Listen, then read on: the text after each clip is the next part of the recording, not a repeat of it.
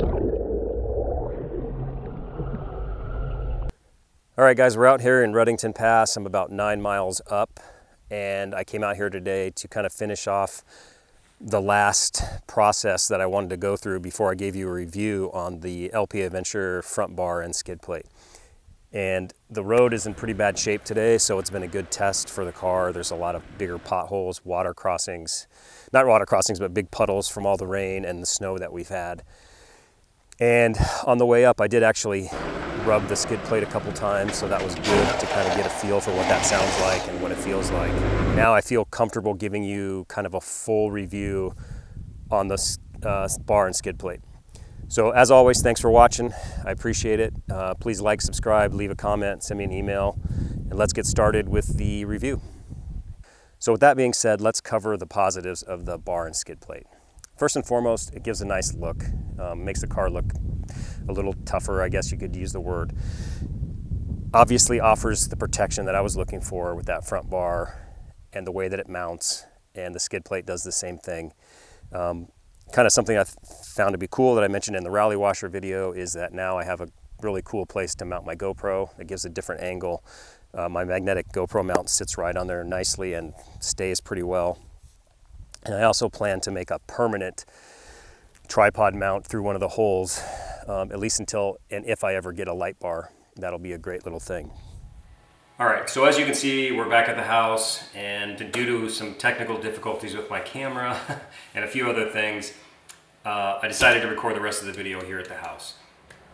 The biggest negatives, and these are things that really take to heart and consider if you are wanting to do this to your car. First and foremost is you are going to lose about 1.5 inches of ground clearance in the front of the car, at least underneath and around the skid plate and bar. And anytime you're off-road, that's not necessarily a great thing. One of the things to consider, and for myself, when I'm off-road, I always try to avoid big rocks or things that are sticking up out of the ground. Whether it's 5 inches, 6 inches, 8 inches, you want to try to avoid those obstacles. For me, I either put my tire on those or I try to go around them.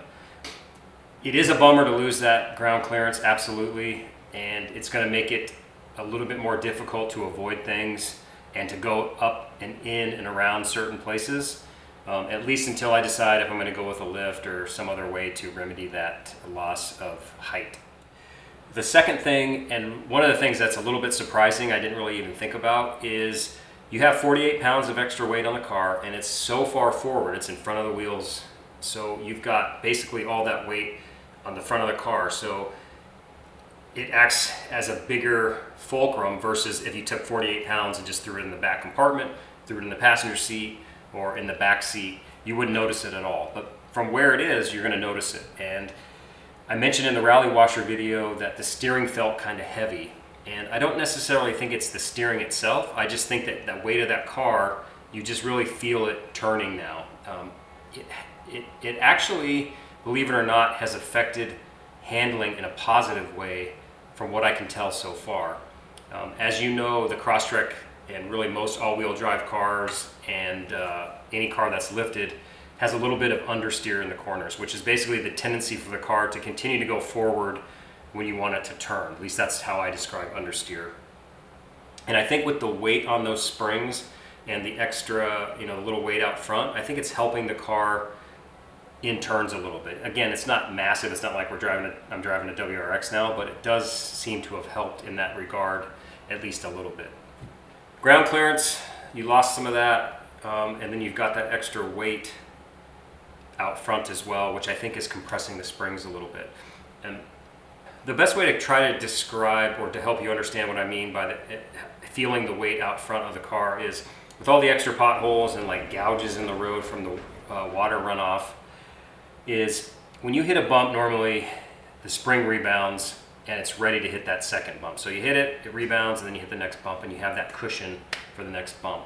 And what I noticed today is it almost felt like that cushioning wasn't ready for that second bump if it was too close. So I think just that extra weight is not allowing that quick rebound that you would normally get with a stock spring. So that combination with the extra weight, I think, was causing me to maybe hit and rub in places that I might not have done so in stock form. Again, I could be totally insane and I don't know what I'm talking about. That's just the best way I can describe it to you. I did rub the skid plate a little bit today, and I think some of it was clearly because the car is 1.5 inches lower. You know, for me, when I really sit down and think about it, it's worth it for now to give up that ground clearance and just have to be a little bit more careful off-road than to not have that protection at all. So again, will be remedied by a lift or by stiffer springs. All right, so what are my plans moving forward as far as, am I gonna do a lift kit, or what is my next modification and why? You know, since I've gotten my car and started doing these off-road videos, the big suggestion has always been get a lift kit. My main reason for not getting a lift kit was I haven't wanted to change the driving dynamics on road of the Crosstrek to a massive degree. And whether or not 1.5 inch lift kit or even a 2-inch lift kit would do that, I don't know yet. So I'm still talking with people who have them and trying to figure that out. With the Crosstrek, the thing that's so great about it is in stock form, it's excellent on road. It's very comfortable to drive, it's quiet, it's all those things that we like about a daily driver. And it still, in stock form, offers you the opportunity to go out exploring and to check out roads that you really can't do in an everyday sedan that doesn't have that 8.5 inches of ground clearance. So my goal has always been not to make this incredible off-road machine, because I don't think the Crosstrek is the right platform for that anyway. You're always going to have limitations no matter how much money you throw at it. But my goal has been to make it a little bit better and definitely to make it safer. And that's really the reason I went with the wheels and tires that I chose, and that's the reason I went with this front bar and this skid plate. What I am planning now at this point, probably prior to doing a lift, is actually doing stiffer springs in both the front and rear. And I've been looking at Rally Tech, and they actually offer what they say on a stock Crosstrek will raise the suspension about 1 inch.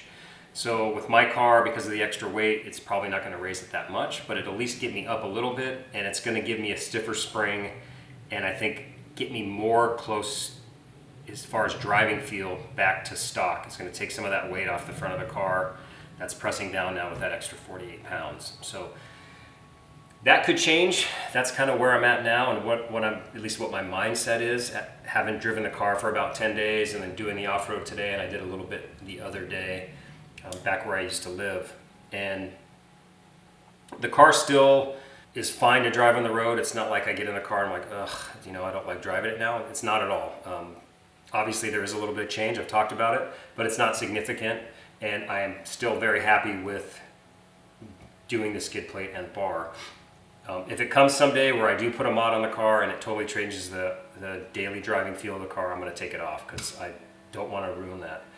If I wanted just an off-road vehicle, I'd go back to owning a Jeep, which I've done in the past, and living with the Jeep every day I just didn't like, so that's why the Crosstrek was a good option.